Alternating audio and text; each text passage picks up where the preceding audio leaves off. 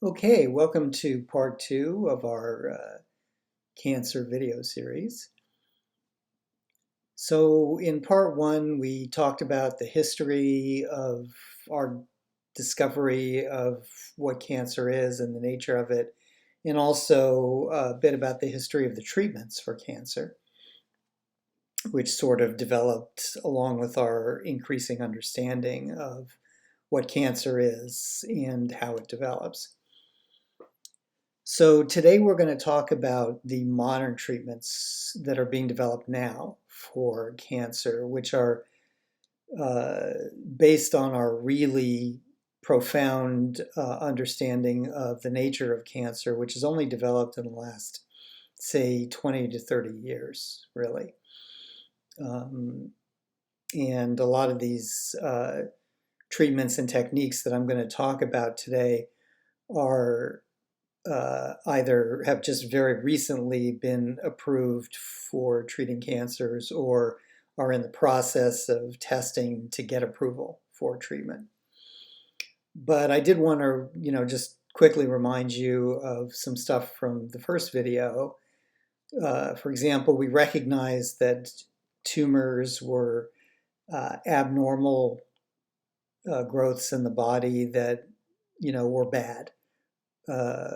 Over 5,000 years ago, going back to ancient Egypt when they mummified human remains.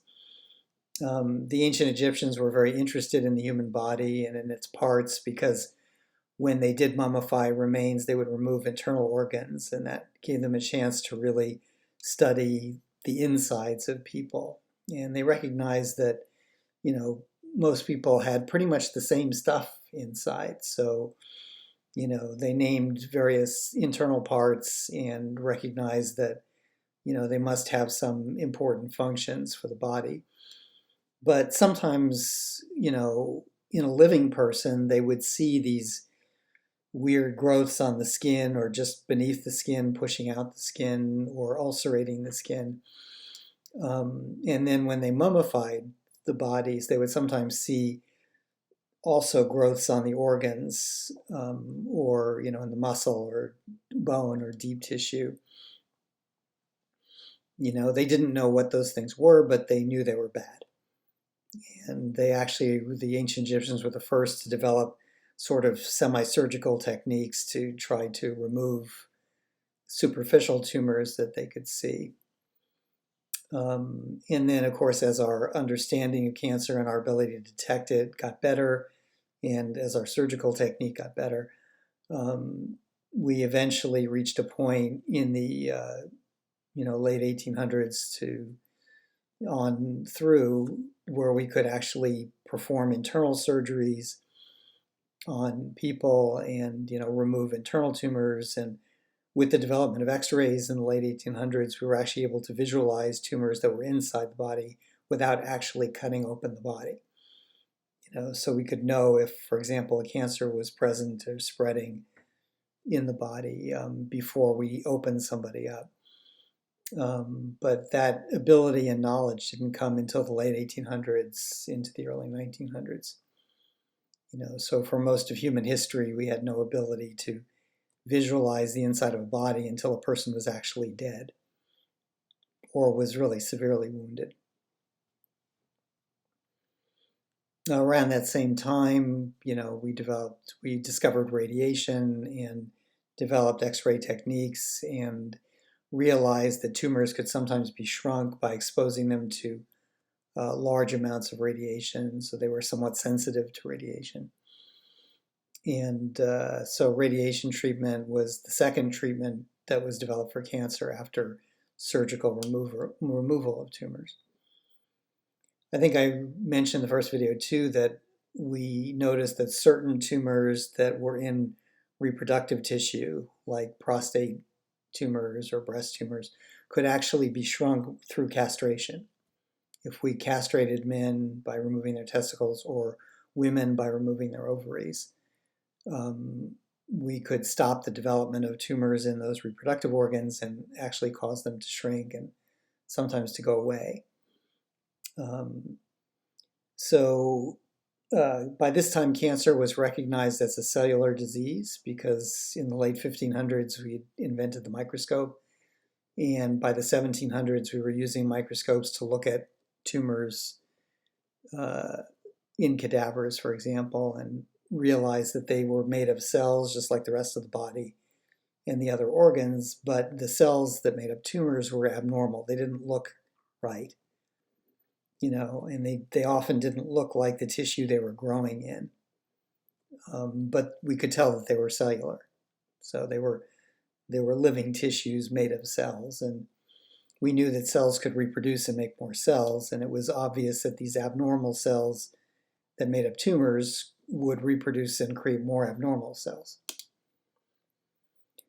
Now, it wasn't until the mid-1900s that we discovered DNA as the genetic material. And it wasn't until the early 1900s that we discovered chromosomes, which are actually DNA packed with proteins in the nucleus of cells. In the early 1900s, we noticed that the chromosomes of tumor cells tended to look abnormal. They were abnormally shaped and sized. Some of them looked broken. And so cancer was at first known to be a cellular disease, but then as we started looking inside cells at the internal parts like the chromosomes, we saw that chromosomes always looked abnormal in tumor cells. And so cancer was not just a cellular disease, it was a chromosomal disease. And then by the mid-1900s, as we identified DNA as the genetic material in chromosomes, and then the stuff that was passed on, we came to the conclusion that cancer was actually a DNA disease. It was due to damaged or mutated DNA molecules in the chromosomes. And that's why it was passed on from one generation to another of cells. Now, by the latter 1900s, 1970s, 80s, we realized that DNA was divided up into genes. DNA was an instruction set for making cell parts. And it was divided up into genes where each gene was the instructions for making a different vital part of the cell.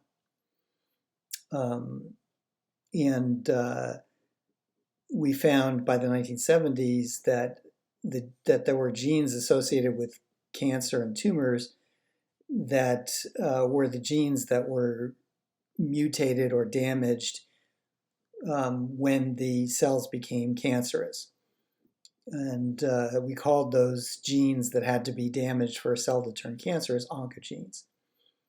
So by the 1970s and 80s, we realized that you couldn't just damage any gene and get a cancer. In order to turn a normal cell into a cancer cell, you had to damage very specific genes in the cell.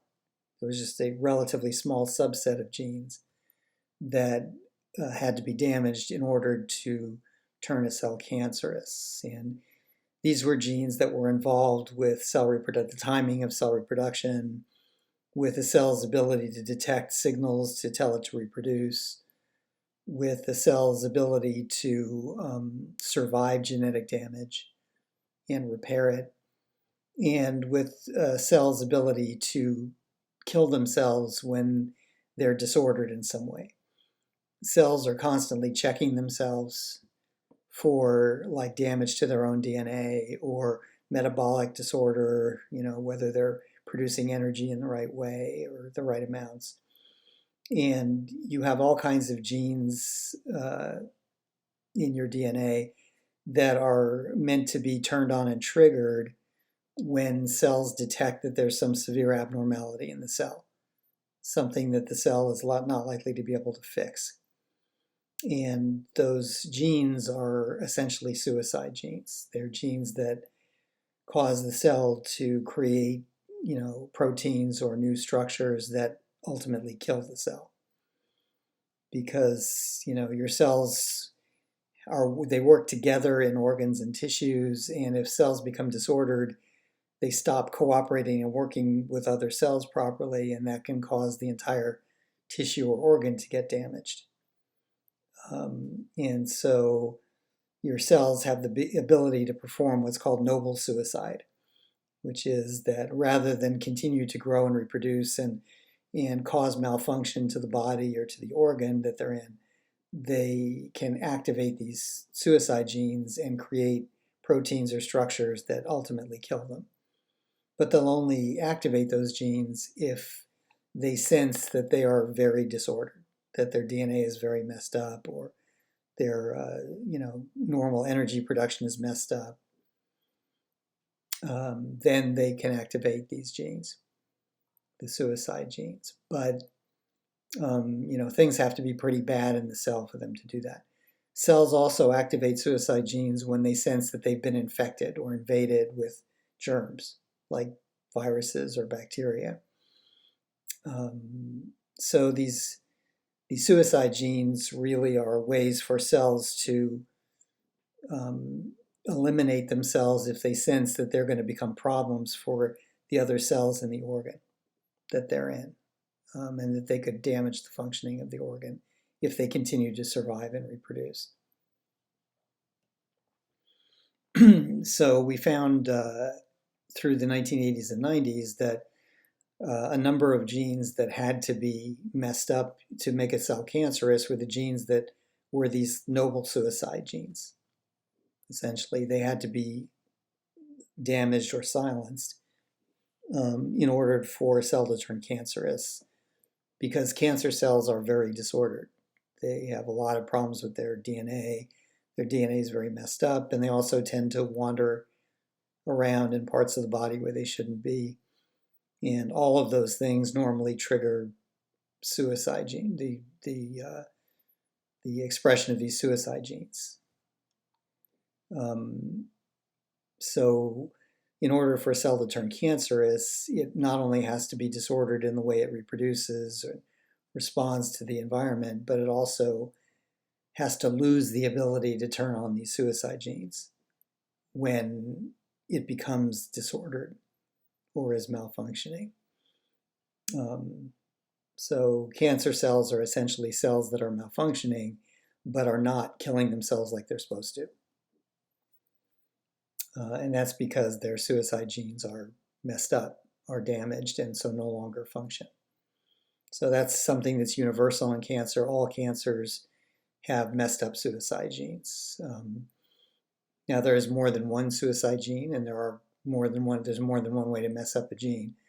So you can have two different people with different cancers, and in both their cancer cells will have messed up suicide genes, but they may be a different set of suicide genes that are messed up, and they may be messed up in somewhat different ways. But still, there's that commonality among all cancers.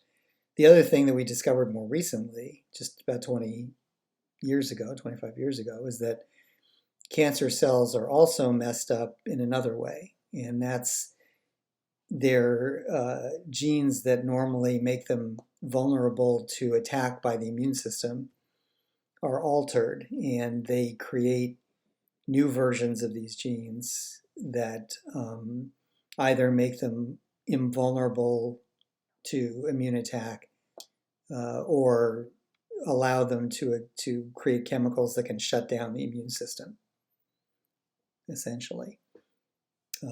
So the bottom line is there has to be a lot of DNA damage to turn a cell cancerous. That's why most people who get cancer don't get it until they're much older, because a cell has to be pretty severely damaged in several different genes in order to become cancerous. But the number of genes that it needs to be damaged in to become cancerous is kind of limited.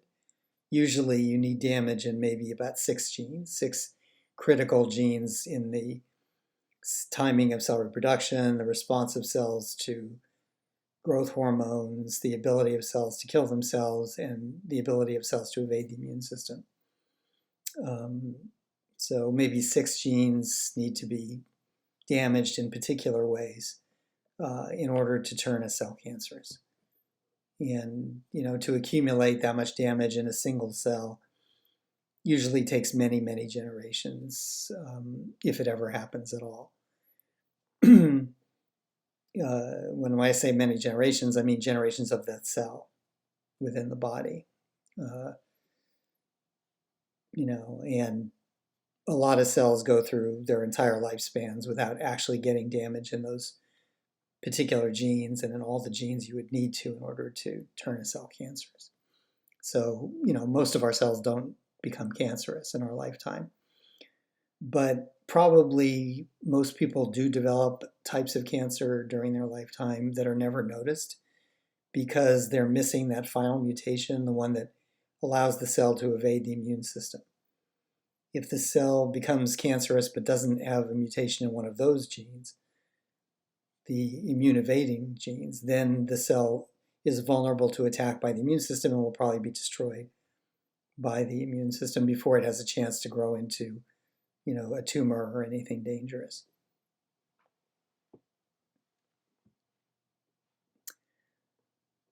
Okay, so that's sort of the evolution of our understanding of cancer up to modern times. Now, up till relatively recently, when all we knew was that cancer was, a chromosomal or a DNA problem, but we didn't really know, what in the DNA was messed up to turn a cell cancerous.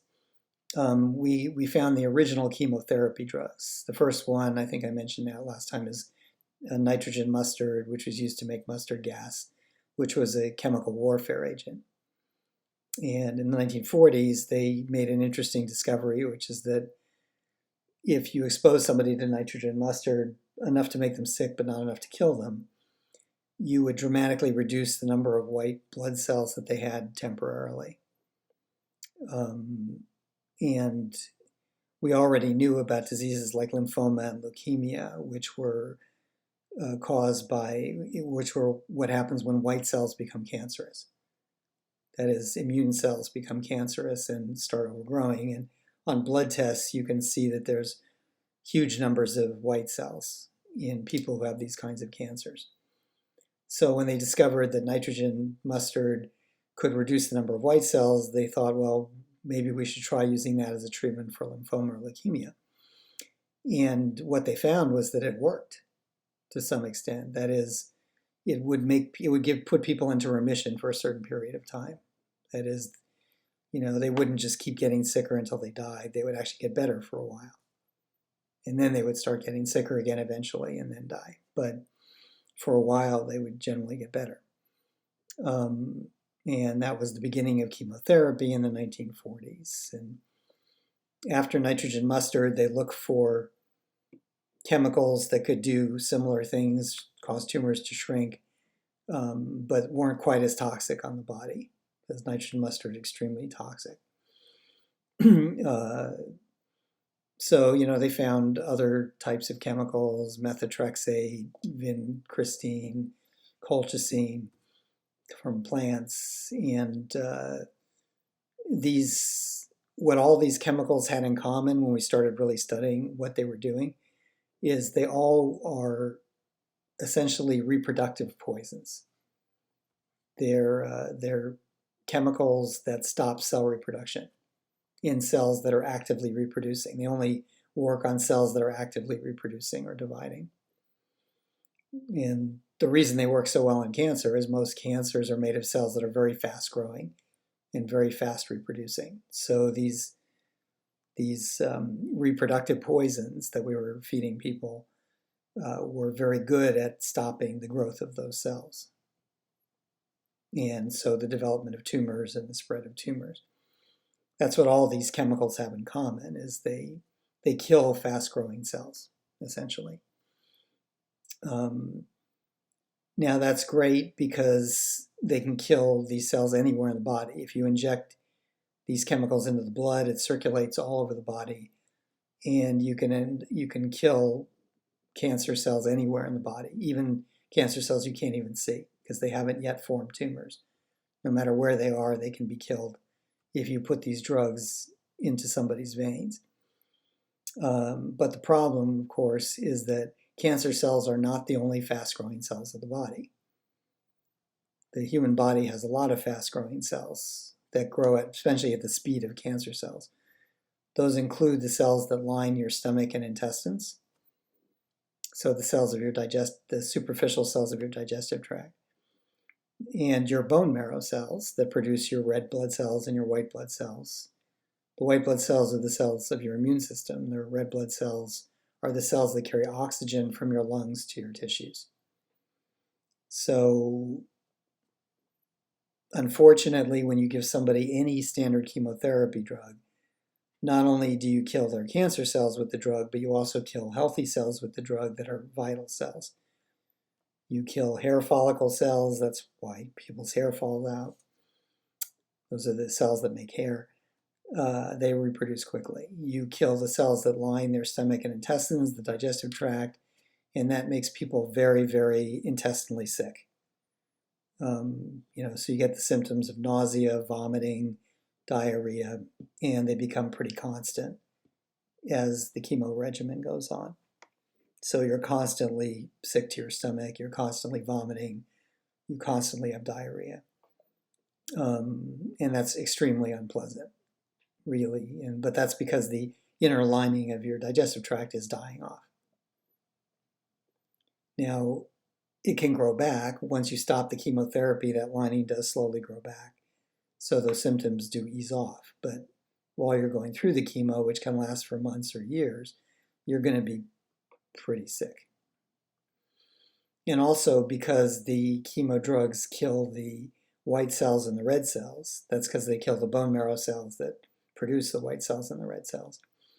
The killing off of your white cells takes away your immune system, a lot of your immune system, so you can no longer fight germs, which leaves you very vulnerable to infections that can become very serious very quickly, and can sometimes be fatal. And the killing off of your red cells means you can't deliver oxygen to your tissues from your lungs, so you become very anemic. Anemia occurs when you can't deliver oxygen to your tissues. And when you're very anemic, your cells lose the ability to produce energy. The reason your cells need oxygen from your lungs is so that they can burn food. Your cells use oxygen to burn food and get the energy out of food. If your cells can't get oxygen, they can't burn food. So when your red cell levels drop with chemo, you lose the ability to burn your food, or make even use of your food, and so you become very weak and tired, even though you may be eating. Although because of what's going on in your digestive tract, you probably don't feel much like eating, and you have a hard time keeping food down. So that's going to cause you to lose weight. But you're also going to become anemic. Your cells lose oxygen, which means they lose energy, so you feel very tired, very weak. And all of these are just normal side effects of standard chemo. So it's pretty miserable. But it's miserable because although it's killing cancer cells, it also kills all the other fast-growing cells in your body, which are some real important cells like your bone marrow cells and your digestive tract cells. So that's really one of the main disadvantages of standard chemo treatments. They have the advantage of being able to kill cancer cells wherever they are in the body, even if we can't see them. They have the disadvantage of making you really, really sick. And a lot of people are really, one of the reasons the diagnosis of cancer is so terrifying to them is not because cancer might be fatal. It's not because they have a disease that might be terminal. It's because what they're anticipating is the horror of the treatment for that disease, that for months or years they're going to have to take toxic chemicals that are going to make them extremely ill. And so you're going to lose, basically most of your joy in living just going through the treatment. And so I think really what scares people more than the idea of dying from cancer when they hear the diagnosis is the idea of being really, really sick and debilitated until they die of cancer. So not even being able to enjoy their last months or years or however long they have. Now, of course, some people can be cured of their cancer by standard chemo, which means the sickness will all be temporary. And then once they stop the chemo, they'll get better slowly. And the good news is these days we have much better drugs that can counteract some of the worst side effects of the chemo. For example, nowadays we have very good anti-nausea drugs like Zofran, which can keep you from throwing up or keep you from throwing up as much when you're taking chemo drugs, and you won't feel as sick intestinally. And we have drugs that can boost the production of your white cells and red cells while you're going through chemo, so you don't feel as tired and you don't lose as much immune function. So we have drugs that can counteract some of these side effects now. Not all of them. You're still going to feel miserable, but not as miserable as you would have going through that same regimen, 20 years ago.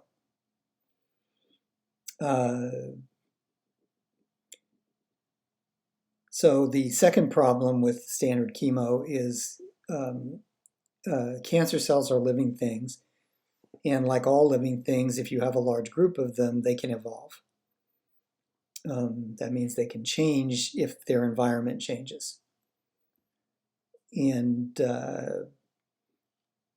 so groups of cancer cells can change in response to changes in their environment, and that includes chemo drugs, which are poisons to them. So if you put the cells in a poisonous environment, that group can evolve over time in many generations to become resistant to that poison. That is, to get to the point where the poison will not affect them anymore.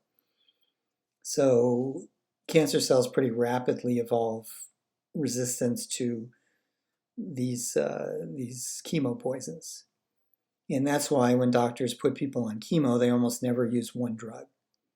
They'll use like several drugs, 3 drugs, 4 drugs at a time, 4 different poisons, because it's much harder for cells to evolve resistance to 4 different kinds of poison at once than it is to evolve resistance to one poison at once. Most cancer cells could evolve resistance to a single chemo drug in just 2 or 3 generations. But evolving resistance to 3 or 4 cell poisons is much harder to do. And sometimes the cancers can't do it, and so the chemo regimen is successful and it eliminates the cancer. But even when you expose cancers to 3 or 4 different poisons, within the cells, a lot of these different poisons actually tend to act on certain common pathways in the cell, certain common organelles, and metabolic systems. And so when cancers develop resistance to 1 or 2 types of poison, it actually often confers resistance to a lot of other types of poisons too. And this is why chemo doesn't always work, because sometimes the cancers, particularly if you catch them later when there's a lot more cells in your body, a lot more cancer cells, they evolve resistance to even multi-poison regimens. And then that confers resistance to many other types of poison that doctors could use. And so the cancers become largely chemo-resistant over time. And even if you use new drugs, they tend to have less and less effect. The other problem with chemo, of course, is that it's immunosuppressive. And your immune system is actually, as we found, an important ally in the fight against cancer. A lot of us get cancers that we never even become aware of because our immune systems destroy the cancers before they destroy us, or have a chance really to even grow into significant sized tumors. So since chemo, though, is immunosuppressive, it pretty much wipes out your white cells. It makes it harder for your body to fight off cancers. And also your immune system is involved with repairing the damage from cancer and from cancer therapies. So it becomes much harder for you to repair body damage from cancer and to detect cancer and to fight it naturally.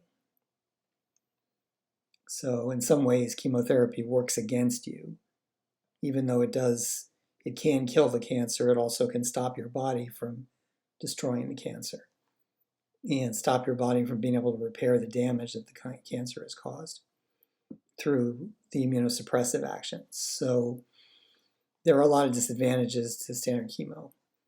Of course, the disadvantages to surgery and radiation, the older treatments, are to do surgery effectively, you have to know where all the cancer is. And there's really no way to do that. Once the cancer has started to spread, you can get what are called microtumors, pretty much anywhere inside your body. They can travel through the blood or the lymphatic system and seed other organs at a distance. And, using just your eyes or x-rays, let's say, or standard scans, you can't see microtumors. And so, you wouldn't know where to remove them with surgery. You wouldn't know where to target a x-ray or radiation therapy treatment. So the x-ray radiation treatments, the surgeries, they're really only good if the cancer hasn't spread yet. That's when they're effective. Otherwise, they're just good for sometimes relieving symptoms, or physical distress, but, not really eliminating the cancer. We still do use hormone blockers, though. They used to castrate people to stop the reproductive cancers from growing. We no longer castrate people because now we have chemicals that can block the sex hormones and prevent them from reaching the cancer cells. So we don't actually need to cut off somebody's testicles or cut out their ovaries. We can do that chemically now. And those treatments are still used for reproductive cancers. And they're still pretty effective, particularly for breast cancer and prostate cancer. They can often give people with very few side effects. They can give people many years of remission. Okay, so let's talk about where we are today. As we've seen, one of the main disadvantages of standard treatment, aside from the fact that for surgery and radiation you have to be able to see all the tumors, which you won't be able to if the cancer has spread significantly. But with standard chemo drugs, you can theoretically kill cancerous cells anywhere in the body, even in microtumors at some distant site. But here we can see on this page, all the disadvantages of that. The fact that it makes you pretty sick, even with modern treatments, that cancers can pretty rapidly evolve resistance to chemo drugs and render them ineffective after a while. And that standard chemo in some ways works against your body's ability to defend itself from cancer and repair the damage that the cancer causes. So these are pretty significant disadvantages. Now, one obvious way of getting around the first disadvantage, and biologists thought of this pretty early on, is what's called targeted therapy or targeted chemotherapy, which is where we try to get substances that can kill cancer cells or fix them directly into the cancer cells and not into other cells of the body. So a targeted therapy would be a therapy that brought, say, chemo drugs or cell poisons just into cancer cells and not to other cells, not to your stomach, not to your intestines, not to your bone marrow, so that you wouldn't get all these nasty side effects from the treatment. So, one big focus of modern cancer treatments over the last 30 years or so has been targeted therapy. Is there a way for us to be able to target cancer treatment specifically to cancer cells and not to other cells of the body?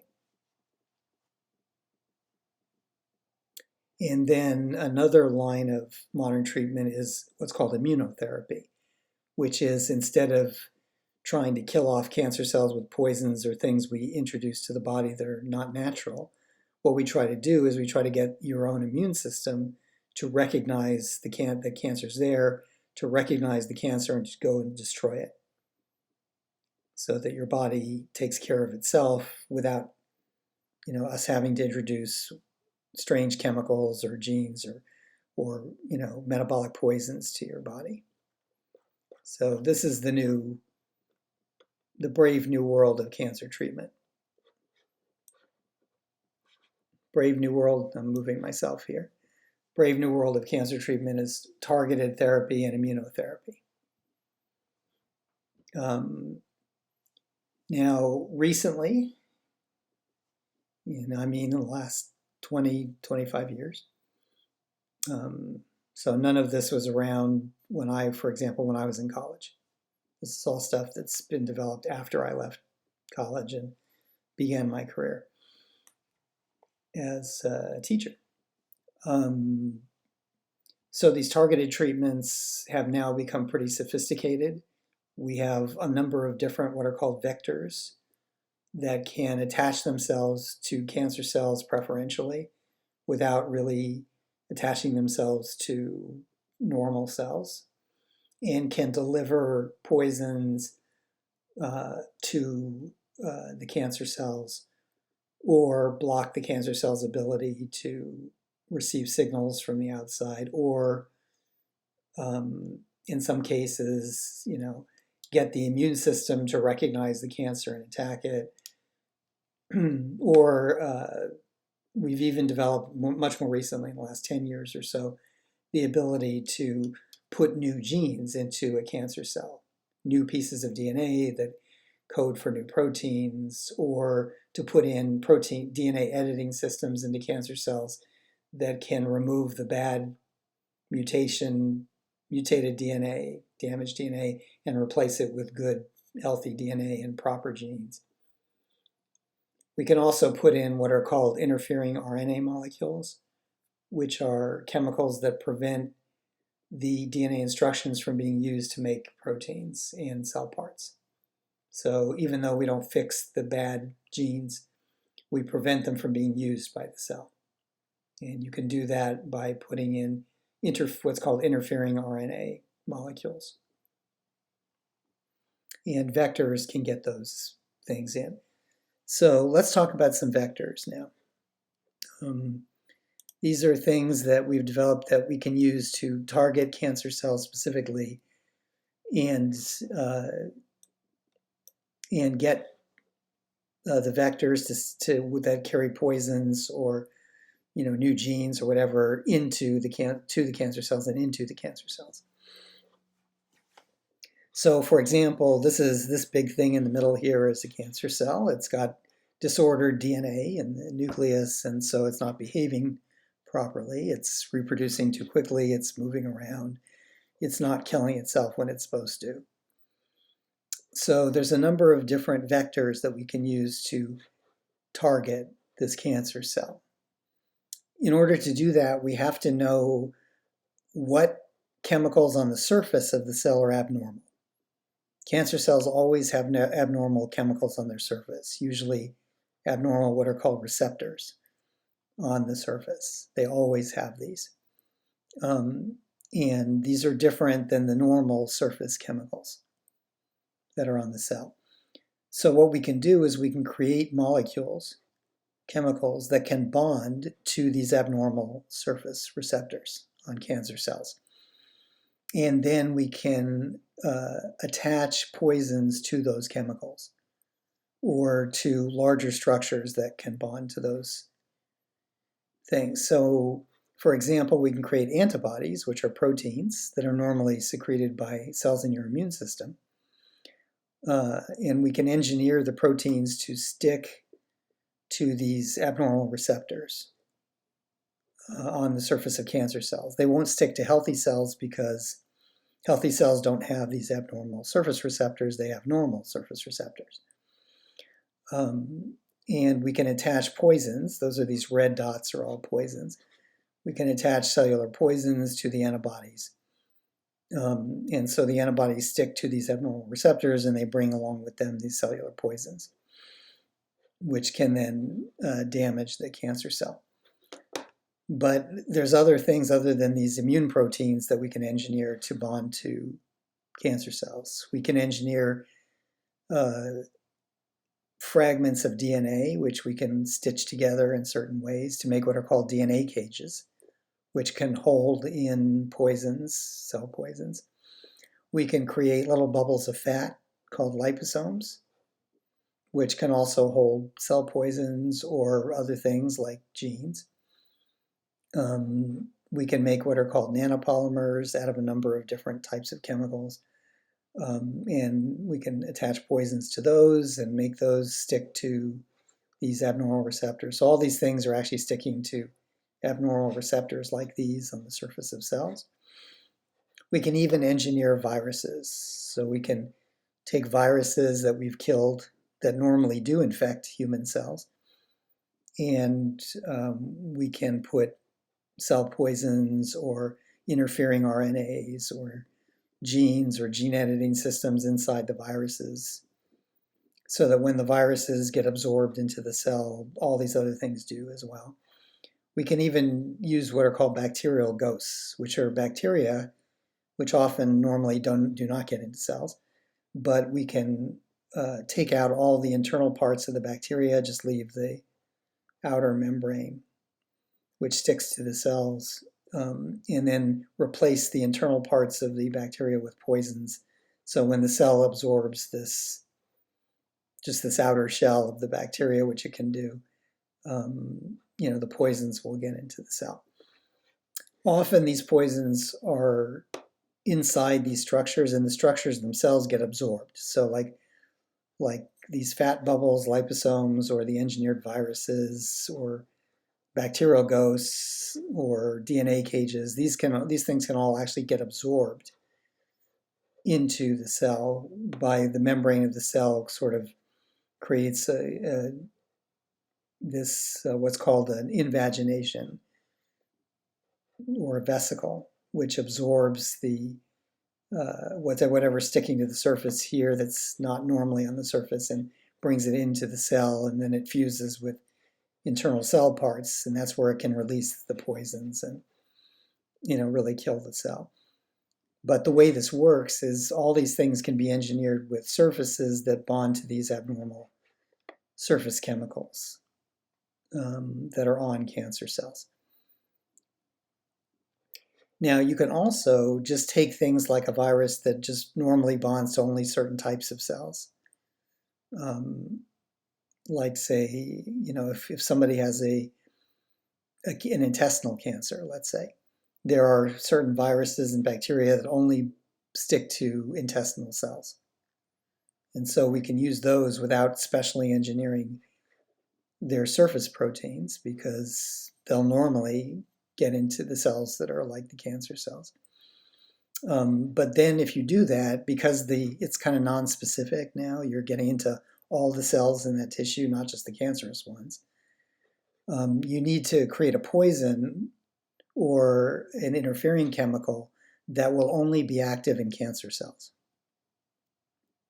So what we're doing is we're getting these things into lots of different cells, healthy cells, not healthy cells, but the poisons can only be active in the not healthy cells. For example, if we make these interfering RNA molecules that don't allow these abnormal proteins to get made, those will only work in cells that have the messed up DNA. Or if we have like DNA editing systems in here that only cut out bad genes, those will only work in cells with bad genes. It won't work in normal cells. So even though the virus may get into the healthy tissue, it won't work in the healthy tissue. These chemicals won't damage the healthy tissue. So our understanding of cancers has really, in our ability to manipulate chemicals and create chemicals that can bond to other chemicals and create DNA interfering systems or DNA replacement systems. This is very recent technology, 10, 15 years back at most, so well into the 2000s now. And most of these things are just now being, going into clinical trials. It took us years to design things that would bond to like certain receptors that are abnormal in cancer cells. And, a lot of these things are just going into clinical trial now. So we're going to see how well they work. And if they really do specifically target cancer so that people don't get real sick from them. So if we look at the writing here,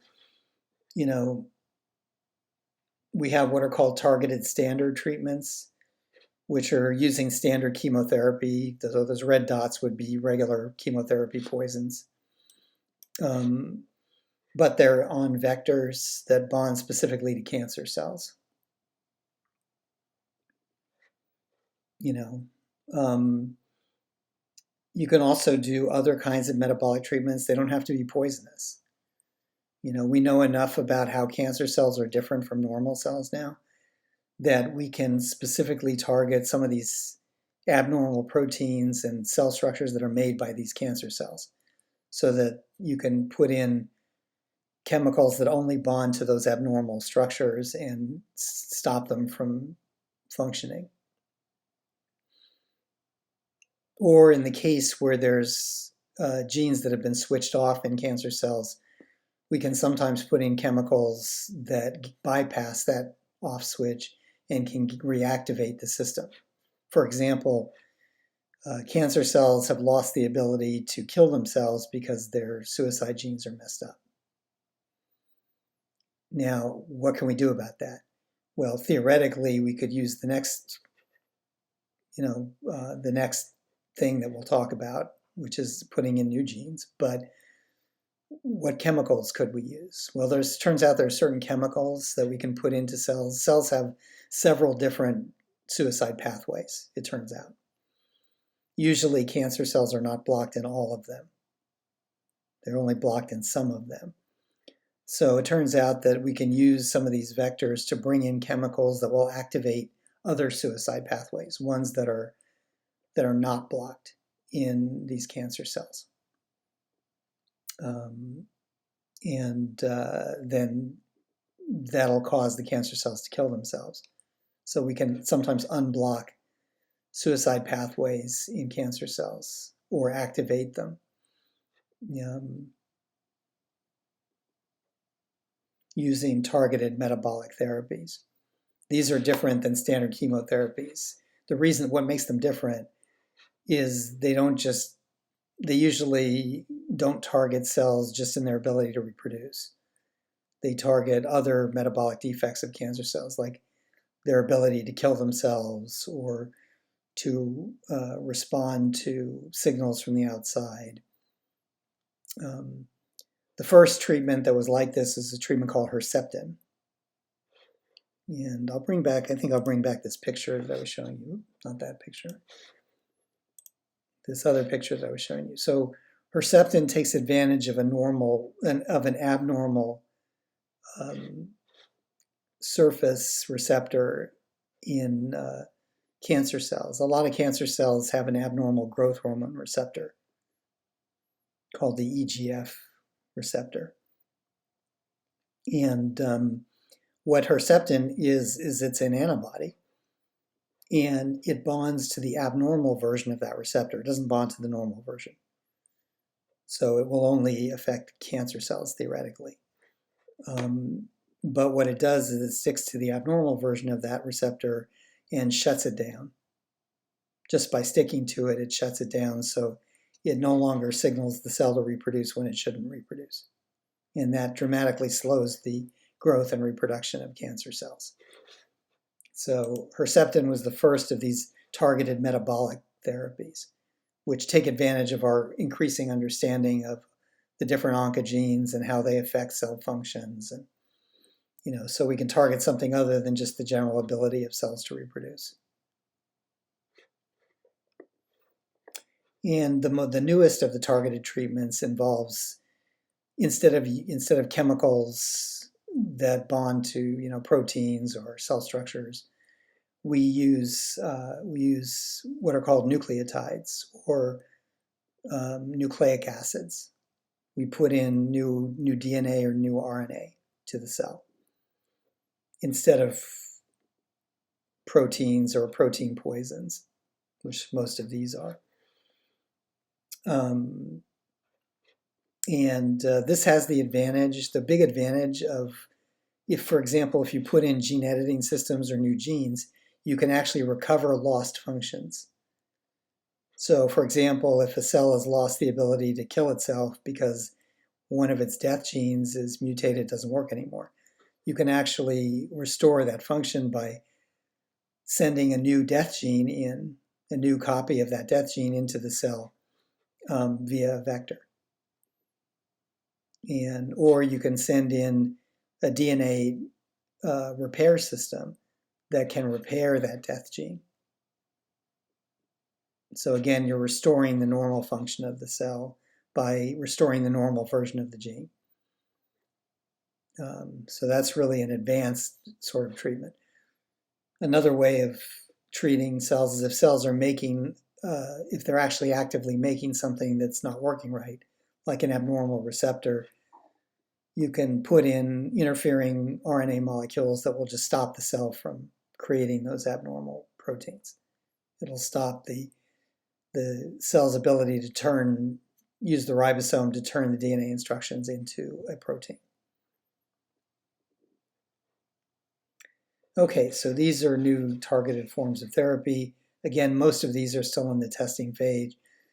Some of them have been tested and have been approved by the FDA and are being used. Like Herceptin is used for treatment of quite a few cancers now.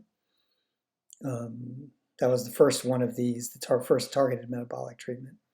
And it's actually used in the regimen for treating a lot of cancers. So it turned out to be useful, although they tend to use it with chemotherapy. So you don't get using Herceptin by itself usually doesn't help for very long because cancer cells can evolve, groups of cancer cells can evolve pretty rapidly to become resistant to Herceptin. If you just give Herceptin alone, for example, yeah, you won't get sick from it probably because it doesn't damage those vital parts that make you sick. And it does just stick to cancer cells. But again, you run into the evolution problem, which is the ability of cancer cells to evolve pretty rapidly to become resistant to a single treatment. And so if you only use this one treatment, cancer cells usually evolve rapidly to become resistant to it. But if you combine this treatment with several other chemotherapy drugs, the odds are good that the cancer will not become resistant to it, or at least it will take a long time. And so the chemo can keep the cancer at bay better for longer periods. More recently, they've discovered an abnormal reproductive protein that's in like pancreatic cancer cells, called the RAS protein. And we've developed targeted therapies that can deliver a chemical that will only bond to the abnormal RAS protein, won't bond to the normal one, and shut it down, which stops cancer cells from reproducing. Now you might think, well, if you just use that by itself, won't cancer evolve resistant to it? And the answer is not as quickly, because it turns out the chemical that we're using here doesn't actually attach directly to the RAS protein. It attaches to another chemical in the cell, which attaches to the RAS protein and sort of moves it out of the way, takes it someplace where, and bonds it up so that it can't function. And so because this chemical is not attaching itself directly to the bad protein, it's actually going indirectly at that protein, attaching it to itself to another structure in the cell, which then attaches to the bad protein. It actually makes it harder for the cell to evolve resistance to it.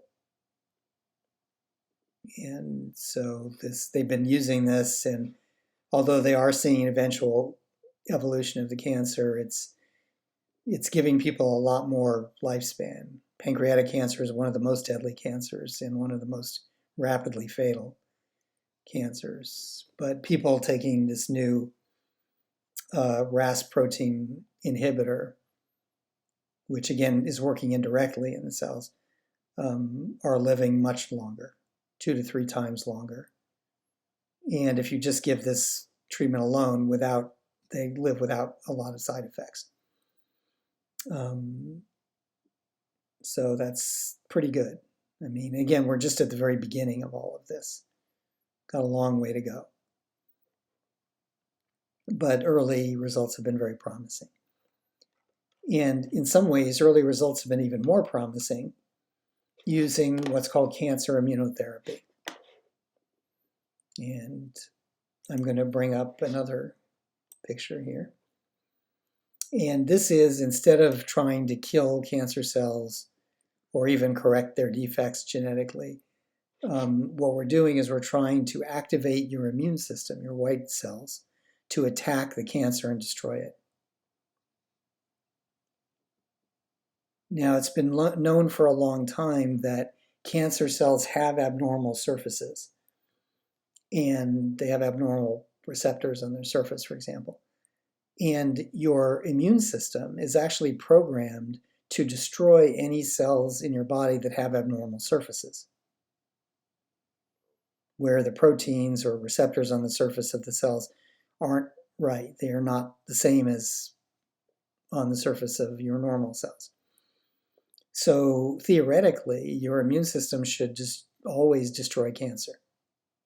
Should just wipe it out before it has a chance to become bad. But it turns out that sometimes cancer develops the ability to shut down the immune system or to evade attack.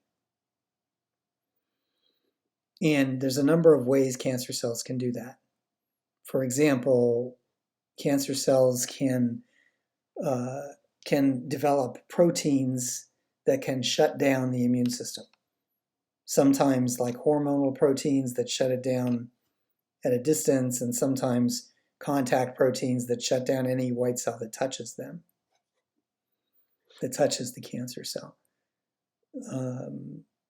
So some cancer cells have developed the ability to evade the immune system essentially by shutting it down either globally or locally. Some cancer cells evade the immune system by disguising themselves, by putting chemicals on their surface that cover up these abnormal receptors and prevent the immune system from feeling them. So it's like, it's like disguising yourself as a rock by, putting a plastic rock-looking covering over your body and hiding underneath it, so that when people walk by, they think you're a rock and not a person. So some cancer cells have developed the ability to cover themselves with, say, sugars or large amounts of sugar, or proteins that are normally found in other tissues. So normal proteins from a different tissue type. And when they do that, the immune cells tend to ignore them. So so some cancer cells use camouflage, some use deactivating chemicals. And regardless of what they're using, it's always kind of hard for your immune cells to penetrate tumors, because tumors are thick balls of cells where the cells are very tightly packed together. And so it's hard for white blood cells to get sort of into the middle of a thick ball of cells where the cells are really tightly packed. So another way your cancer cells protect themselves is just by forming these thick tumor balls, which resist the penetration of white cells. So once we realized that cancer cells have these different ways of evading the immune system, we were like, well, can we do something to sort of awaken the immune system to the fact that the cancer is there, if the cancer is camouflaging, or to reactivate the white cells, or prevent them from being deactivated by the cancer cells? And it turns out the answer is yes.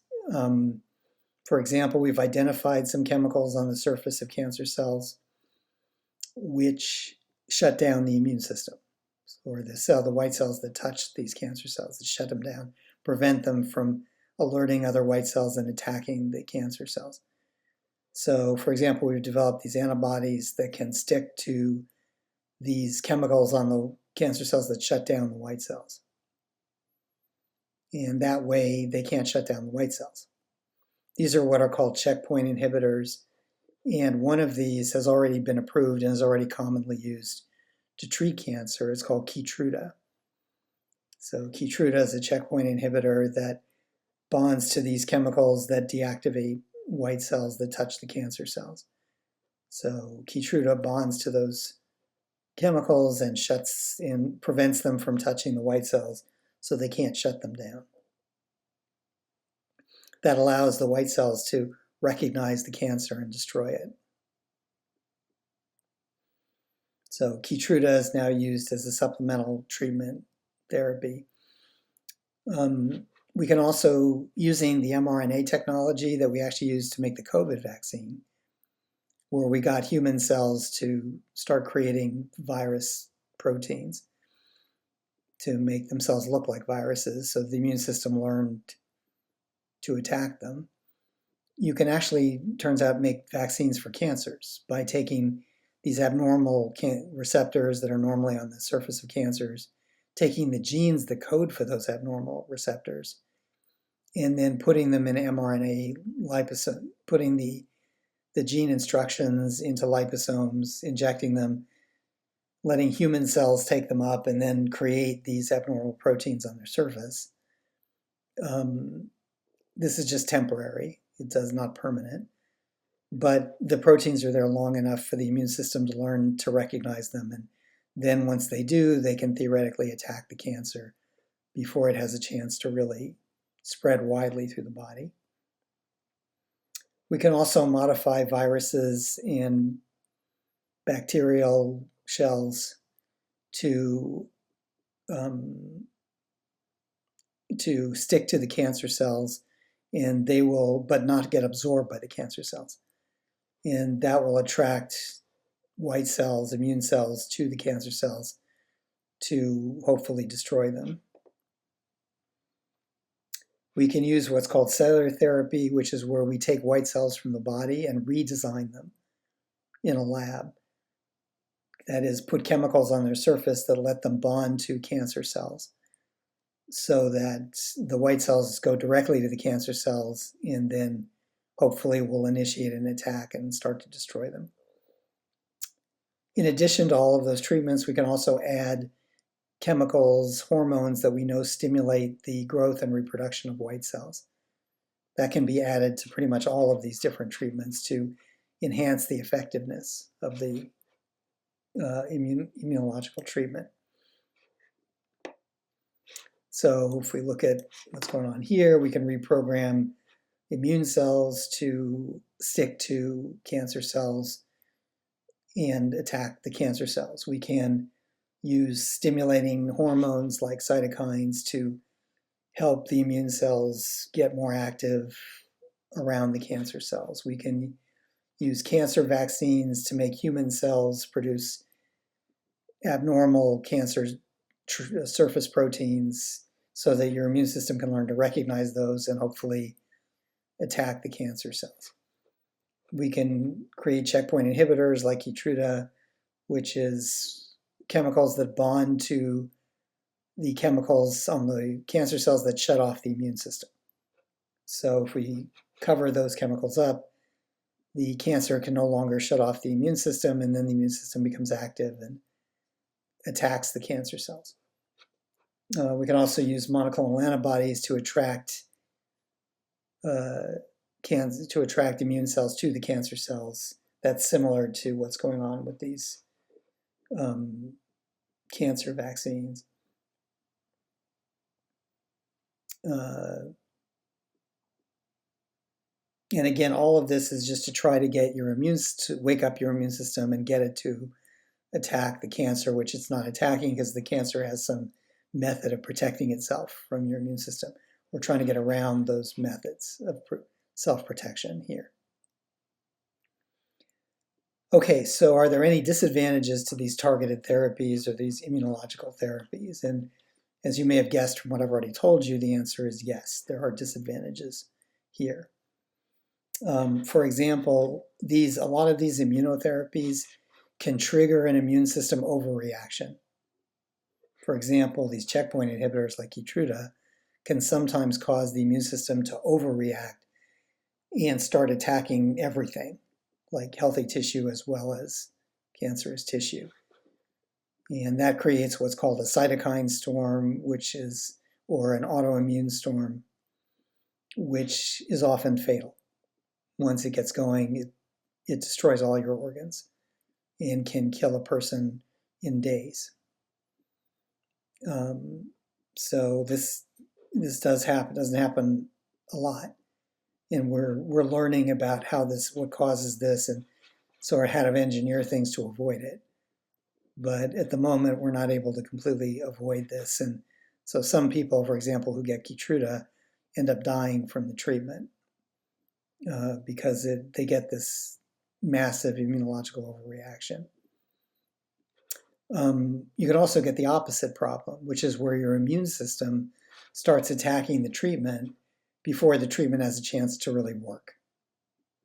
So, for example, this is very common with these monoclonal antibody treatments, is if you engineer an antibody to stick to a cancer cells to attract white cells, the white cells are going to recognize the antibody as foreign, in addition to the cancer cells.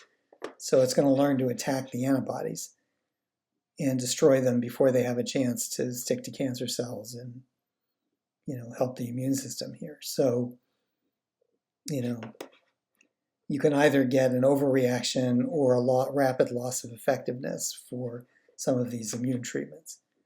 That's why we're learning which ones, avoid these problems and which ones, have these problems. Like we know that single antibody treatments don't work very well for very long when it comes to immunotherapy.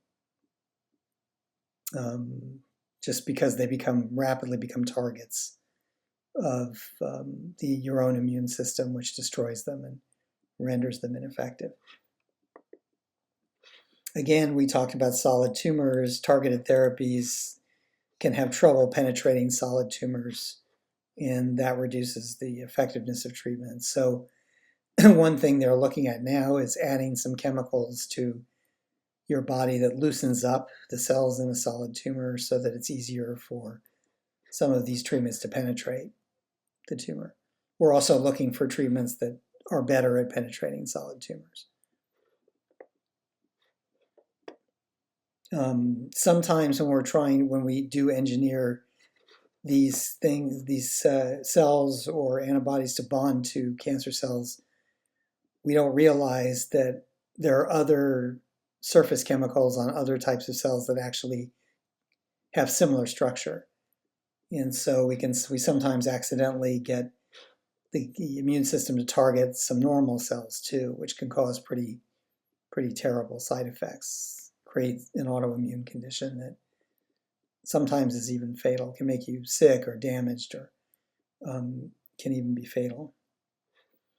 And as I mentioned earlier, cancer cells can use natural selection to evolve resistance to targeted therapies, just like they evolve resistance to chemo.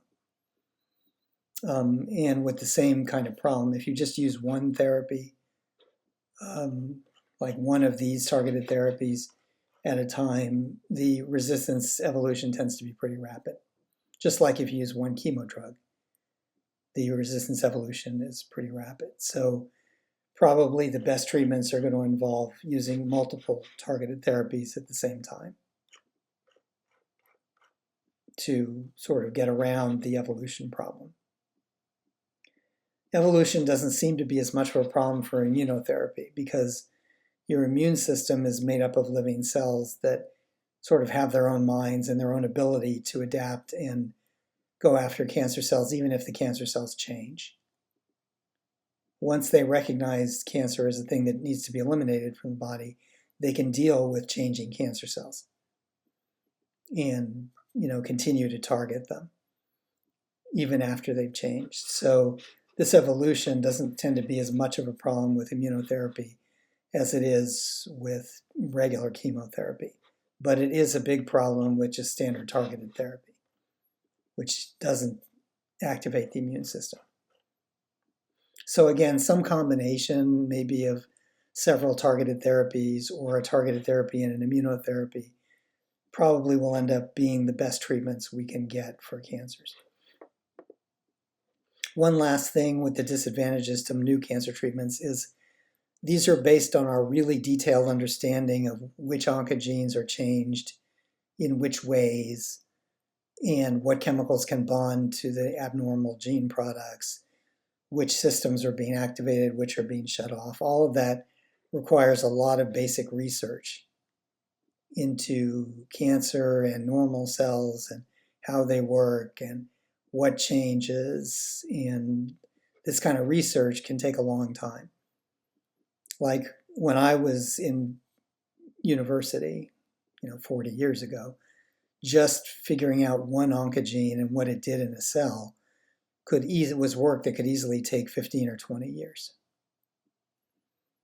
But we can do that work now thanks to modernization of the technology involved and to AI, quite frankly, which helps us with this. AI systems can really help with this.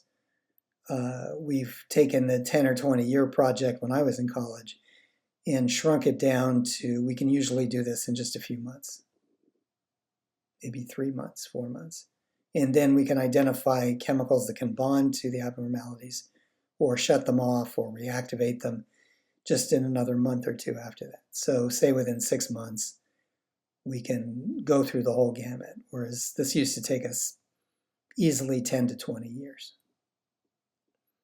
So thanks to the much speedier development, recognition of oncogenes and development of chemicals that can bond to them, and this has now become really feasible to do. And as we get faster and faster with doing this and bring the months down to weeks, we can probably treat everyone's cancer individually. We can reach a point where we can identify the specific defect that's in a person's particular cancer, which can be different than another person's cancer, and then develop treatments that are targeted just to that defect. It's called personalized cancer treatment. They do some version of that now where they can take bits of somebody's tumor and test a bunch of different chemo drugs against it to see which ones are most effective at killing the cells.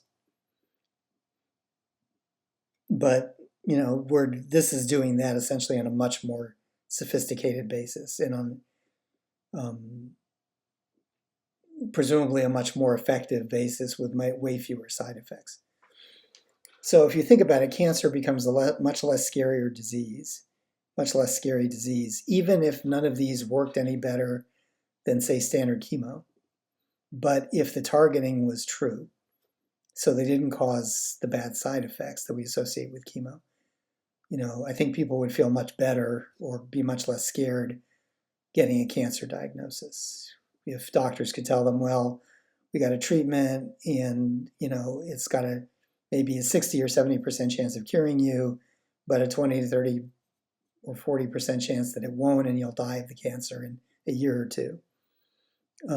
But in the meantime, you won't be sick. You won't feel bad. I think people would feel much less scared about their cancer diagnosis. All of this reminds me of the fact that I just went through a colonoscopy, so I'm going to overshare a little bit right now. I just had a colonoscopy done, which everybody should get on a regular basis. This is where they look for intestinal cancers, because intestinal cancers are like the third leading cause of cancer death in the United States right now. So lots of people get intestinal cancers. And the nice thing about colonoscopies is they allow doctors to look inside your intestines by sticking a tube with a scope up there. And they look around, and if they see abnormal growths, they can remove them before they become cancerous. Intestinal cancers always start with abnormal growths that are not cancerous, but they turn cancerous over time. So, with a colonoscopy, you have a much better chance of catching one of these growths in what's called a precancerous state before it actually turns into a cancer. And then just removing it, so you do a surgical cure, essentially. But you have to know that it's there, and you have to know where it is, and you have to be able to see it. So that's why they do the colonoscopies. And these can be life-saving if they find growths that they can remove before they turn really bad. But a lot of people don't get the colonoscopies as regularly as they should, because the prep for the colonoscopy is awful. The procedure itself is not awful because they knock you out. They give you twilight anesthetic drugs for the procedure, so you're not even aware that you have it. They put you in a room, they put a little mask on you or an airway, they put some air in your nose, and then they put an IV in your arm, and they inject the drug into the IV, and a few seconds later you're unconscious. You're not really conscious. And then an hour or two later you wake up and you're fine. And they've had a chance to go in there and remove things if they needed to. So the procedure itself, there's nothing scary or bad about the procedure. The scary and bad part is the prep for the procedure. Because in order for them to go into your colon and see things, your colon has to be very clean. So in order to clean out your colon, you have to go a day or two without eating any solid food. And then you have to drink this horrible stuff that causes you to go to the bathroom continuously for hours so that you flush out everything that's in your intestine. And that's just awful. So the procedure is not awful. The procedure is nothing. The prep is awful. And I think it's very similar with chemo. I'm not saying the cancer isn't awful. Cancer certainly can be lethal. So cancer is much more awful than the procedure of a colonoscopy. But I think what people are most scared of with cancer is actually the prep, or the treatment in this case. Just like with colonoscopies, what people are most scared of is the prep, not the actual procedure.